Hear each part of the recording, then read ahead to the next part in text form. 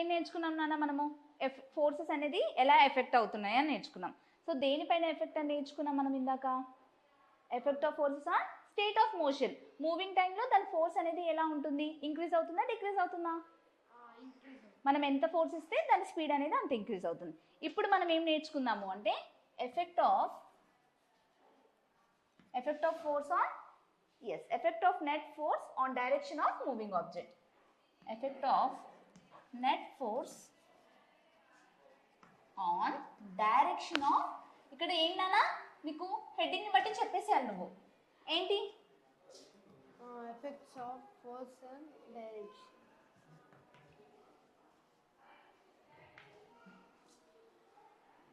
చెప్పు.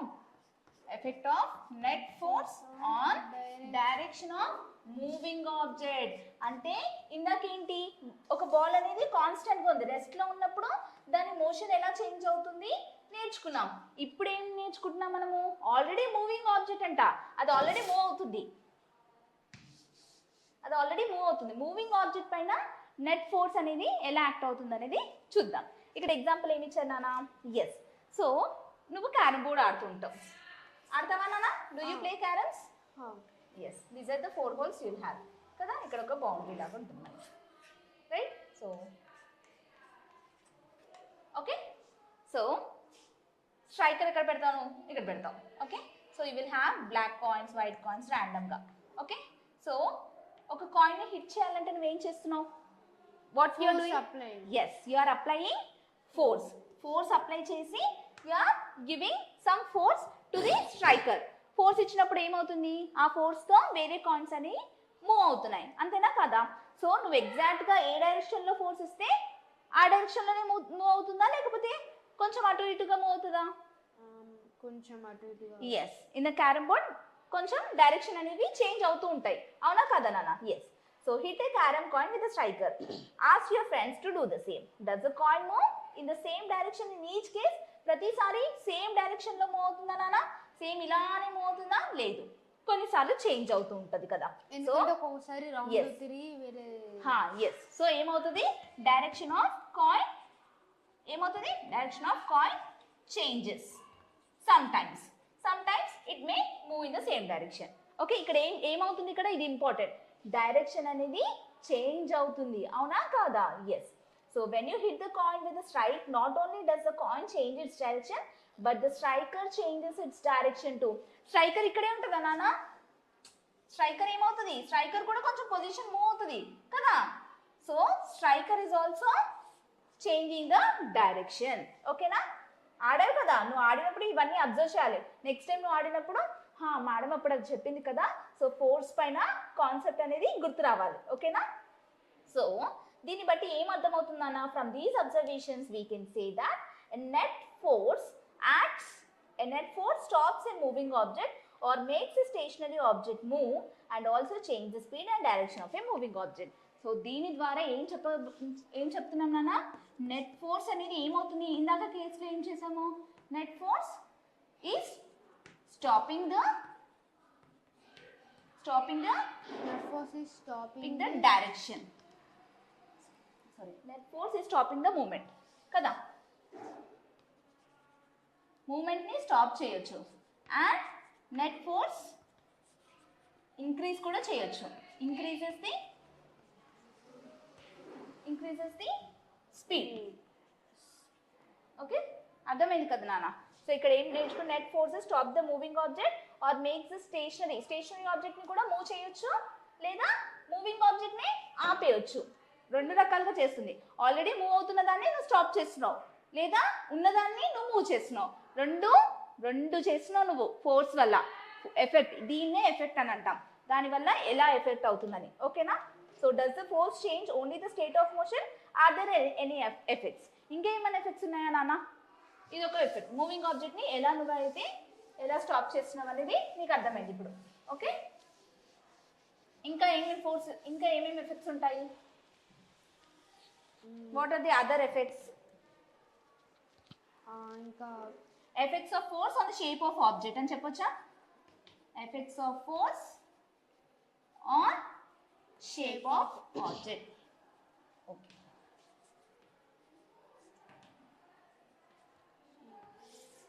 So first ఏం effect చూసాం నాన్న? First effect of force on a state of motion కదా, అంటే ఎలా మూవ్ చేస్తున్నాం మనం ఒక ఆబ్జెక్ట్ని, దానిపైన ఫోర్స్ అనేది ఎలా పడుతుంది అని నేర్చుకున్నాం. నెక్స్ట్ కేసులో ఏం నేర్చుకున్నాము? Effects of force on shape of the object. Shape నేర్చేసుకున్నాం. అప్పుడే సెకండ్ ఏం నేర్చుకున్నాం? క్యారమ్ బోర్డ్ ఏంటి? ఎఫెక్ట్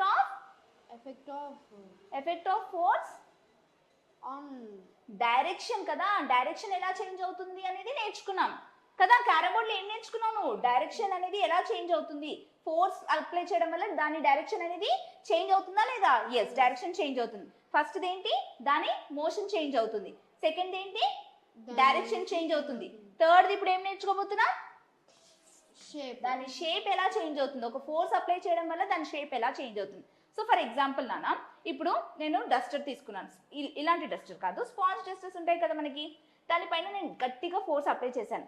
ఓకే, మళ్ళీ రిలీజ్ చేశాను. ఏమవుతుంది ఫోర్స్ అనేది? ఆ షేప్ అనేది ఏమవుతుంది అక్కడ? స్పాంజ్ డస్టర్ తీసుకొని,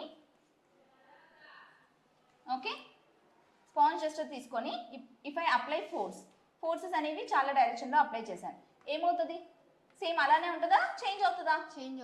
చేంజ్ అవుతుందా? నో, అలానే ఉంటుంది కదా. It regains its shape. Elastic కదా, ఎలాస్టిసిటీ నేచర్ కదా. ఇప్పుడు రబ్బర్ బ్యాండ్ తీసుకున్నాను, ఓకే, ఫోర్స్ అప్లై చేశాను, మళ్ళీ తీసేసాను ఫోర్స్, ఏమవుతుంది? It come backs to its original shape అనేది చేంజ్ అవుతుందా లేదా? అవ్వదు. ఎప్పుడు చేంజ్ అవుతుంది? దీంట్లో టూ టైప్స్ ఆఫ్ చేంజెస్ ఉంటాయి. ఒక షేప్ చేంజ్ అవ్వాలంటే 2 టైప్స్ ఆఫ్ చేంజెస్. ఏంటది? టెంపరరీ, ఇంకోటి పర్మనెంట్ కదా. సో టెంపరీగా, పర్మనెంట్గా. ఇప్పుడు నేను ఒక పేపర్ తీసుకున్నాను నాన్న. పేపర్ తీసుకొని when I tear this paper, will it come back to its original shape? No. So this is a type of change, permanent change. So sponge అనేది ఏ type of change? Temporary change. అర్థమవుతుందా? Shape అనేది ఇక్కడ టెంపరరీగా change అవ్వచ్చు లేదా permanent గా కూడా change అవ్వచ్చు. This is the effect of forces on the shape of the object. క్లియరా? ఎస్. సో ఇప్పుడు నేను ఇంకొక ఎగ్జాంపుల్ చెప్తాను. ఇప్పుడు మనకి ఈ పెన్సిల్ ఉంది. సో ఈ పెన్సిల్తో నేను I am hitting my, yes I'm pressing. Okay, ఇక్కడ ఫోర్స్ అప్లై చేస్తున్నాను నేను. అబ్జర్వ్ చేసావా? ఫోర్స్ అప్లై చేసినప్పుడు ఏమవుతుంది? My skin is going deeper, right? అవునా కదా? మళ్ళీ ఏమవుతుంది? It is coming back to its original position. అవునా కదా? ఎస్. సో ఇప్పుడు నేను ఇలా చేస్తాను. This I'm changing the direction of pencil. Okay, I'm pressing. So ఏమవుతుంది ఇప్పుడు? ఎస్, హోల్ అనేది పడుతుంది. సో అది ఏమవుతుంది? షేప్ అనేది చేంజ్ అవుతుంది. అవునా కాదా? ఎస్. సో ఇలా మనకి ఏంటి? సో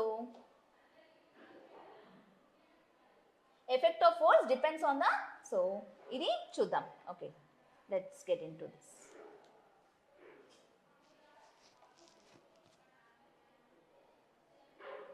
ఎస్,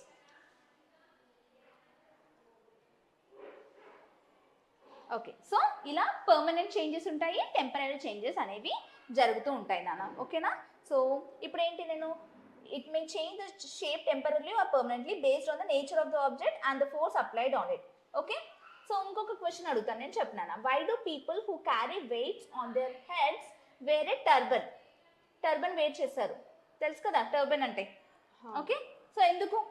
ఏదైతే వెయిట్ క్యారీ చేసినప్పుడు మన తలపాక పెడుతూ ఉంటారు కదా అంటారు, దాన్ని పెడతాం. ఎందుకు పెడతాము? వెయిట్ అనేది దానిపైన, మన హెడ్ పైన ఎక్కువ పడకుండా దానిపైన పడేటట్టు పెడతాం కదా. ఎస్. ఇంకొకటి ఏంటి నాన్న? స్కూల్ బ్యాగ్స్ కానీ లేస్ కాలేజ్ బ్యాగ్స్ ఉంటాయి కదా, అవి ఎక్కువ వైడ్ బెల్ట్స్ ఉంటాయి. అబ్జర్వ్ చేసావా? ఎందుకు? హెవీ లోడ్ అనేది పడకుండా, ఒకటే దానిపైన పడకుండా ఈక్వల్గా పడేటట్టు పెడతాం. ఓకే, సో ఇవన్నీ ఎగ్జాంపుల్స్ దేనికి నాన్న? In these examples you might have notice that effect of force, ఈ ఫోర్స్ అనేది ఎలా ఎఫెక్ట్ అవుతుంది? It depends on the area పైన డిపెండ్ అవుతుంది. అవునా కదా? ఇప్పుడు నువ్వు ఏదైనా బ్యాగ్ తీసుకున్నావు, ఫర్ ఎగ్జాంపుల్ హెవీ బ్యాగ్ తీసుకొని నువ్వు ఓన్లీ హ్యాండ్తోనే బాగా పట్టుకెళ్తున్నావు, అప్పుడు నీకు హ్యాండ్ పెయిన్ వస్తుందా రాదా? వస్తుంది. అంటే ఇక్కడ నీకు ఫోర్స్ అనేది దేనిపైన పడుతుందన్నా? ఎక్కువ ప్రెషర్ దేనిపైన పడుతుంది? ఎక్కువ ఫోర్స్ ఓన్లీ చేతి పైన పడుతుంది. అదే బ్యాగ్ నువ్వు when you wear 2 sides of your hands, so what happens? కొంచెం వెయిట్ తగ్గడం అంటే నీకు ఏమనిపిస్తుంది అంటే ఎక్కువ ఫోర్స్ ఒకే దానిపైన పడకుండా it will cover your same larger area. అంటే ఏంటి ఇక్కడ ఫోర్స్ విల్ డిపెండ్ ఆన్ ఏంటి ఏరియా ఆఫ్ కాంటాక్ట్ కదా, ఏరియా పైన డిపెండ్ అవుతుంది. సో లార్జర్ ఏరియా దగ్గర ఇట్ విల్ కవర్ అలా, అర్థమైందా? So area of contact on the force which is acting. So when there is a decrease in the area of contact or load then the effect of force increases. So area తక్కువ ఉన్నప్పుడు ఏమవుతుంది, ఇక్కడ hand దగ్గర ఏమవుతుంది అన్న, area తక్కువ ఉన్నప్పుడు force అనేది ఎలా ఉంటుంది, ఎక్కువ ఉంటుంది. Force will be more. అదే ఏరియా ఎక్కువ ఉన్నప్పుడు okay, force will be area ఎక్కువ ఉన్నప్పుడు decrease. ఫోర్స్ అనేది తగ్గింది. క్లియరా, కాన్సెప్ట్ అర్థమైంది కదా? Yes, this is all effect of the force on shape of the object. ఇంకా ఏరియా పైన ఎలా ఉంటుంది అనేది 2 కాన్సెప్ట్ నేర్చుకున్నాం మనం. సో ఇప్పుడు నేను కొన్ని క్వశ్చన్స్ అడుగుతాను, ఓకేనా? సో స్ట్రెచింగ్ రబ్బర్ బ్యాండ్ ని స్ట్రెచ్ చేసినప్పుడు అది changing temporary permanent shape, changing shape ఎలా ఉంటుంది, temporary. Very good. Next squeezing sponge, temporary. Very good. tearing paper, permanent. okay, good. breaking a piece of chalk, permanent. permanent temporary permanent. Very good. Confuse కావద్దు, నేను confuse చేసి అవుతావా? Next making chapatis make చేసేస్తాం కదా, so మళ్ళీ regain అవుతుందా దాని position?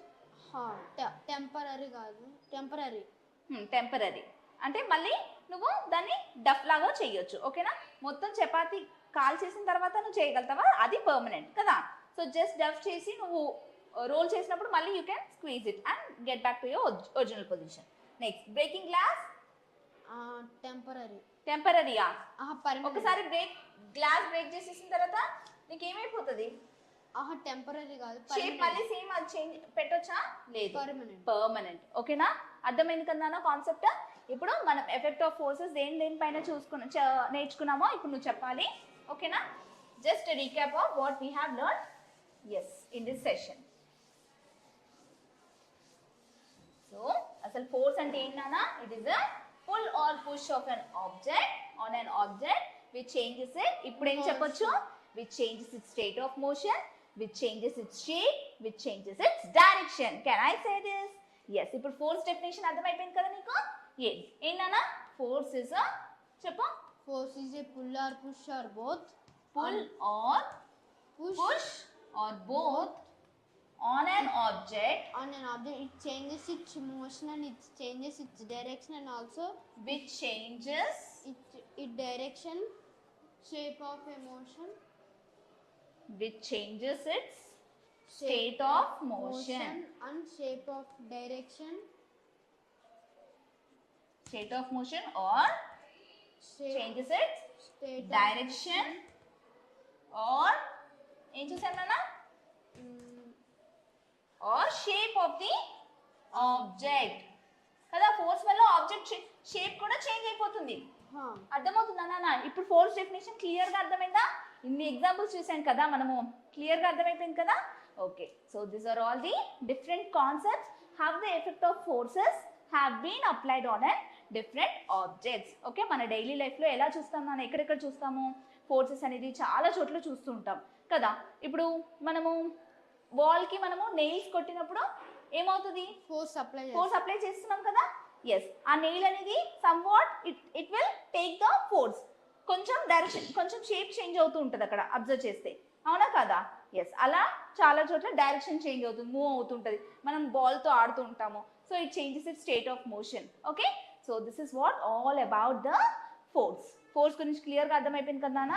Okay, మనం నెక్స్ట్ క్లాస్లో ప్రెషర్ అంటే ఏంటో నేర్చుకుందాం, సరేనా? Okay, so what is pressure and how will it effect అనేది నేర్చుకుందాం, ఓకేనా నాన్న? సరే.